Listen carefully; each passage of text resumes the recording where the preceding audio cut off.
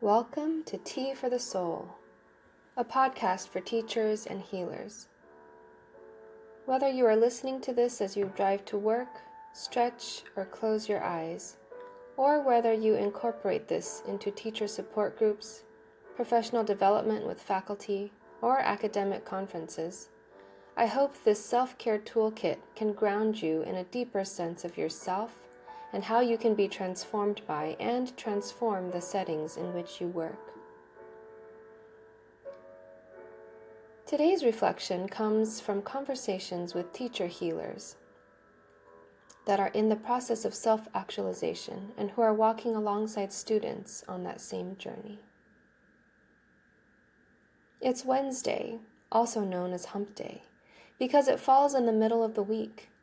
How is the week going so far? Take a moment to sip the tea you have made, figuratively speaking, looking at the 2 days behind you and the rest of the week that is unfolding.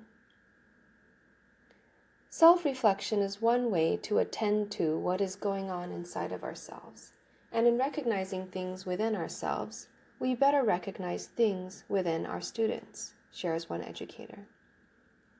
Engaged pedagogy, which Bell Hooks talks about, involves the whole student and the whole teacher. It asks that the educator commit to the process of self-actualization as part of the teaching process. This can be hard, and the educators I spoke with shared from their personal experiences. One said that as a teacher, I'm really wedded to, in an unconscious way, how I present myself.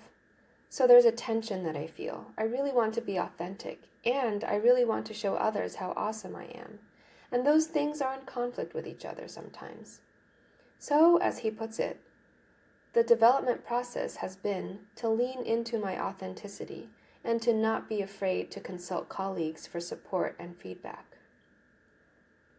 Another educator shared about when he first recognized the value of being authentic and vulnerable.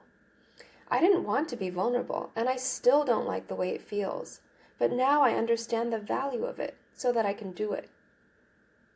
As the educator shares, part of the learning process involves growth as whole humans. We're going to be vulnerable. We're going to ask difficult questions. I'm going to stick with you when it gets rough for you, and you're going to stick with me when it gets rough for me. Here, I bring in what a third educator has said about accountability and boundaries from Tuesday's reflection. We have to set appropriate boundaries for vulnerability with students, and we have to stay accountable to professional conduct. Once those are clear, then there is space to show up as our full, embodied, historied selves, so that students can also do the same. Engaged pedagogy not only requires teachers to be in the process of growth and being their authentic selves with students, but it also requires a certain level of vulnerability that can be harder on some students in the beginning. Thus, it is important that educators not push students beyond what they are comfortable with. The educators mentioned the role of trauma and putting up walls in students who need to feel safe before they can show more parts of themselves. Thus, I mention again Tuesday's podcast and the importance of co-creating a safe learning environment with and for our students. As we return to our initial question, turn on some music and do some free writing or drawing.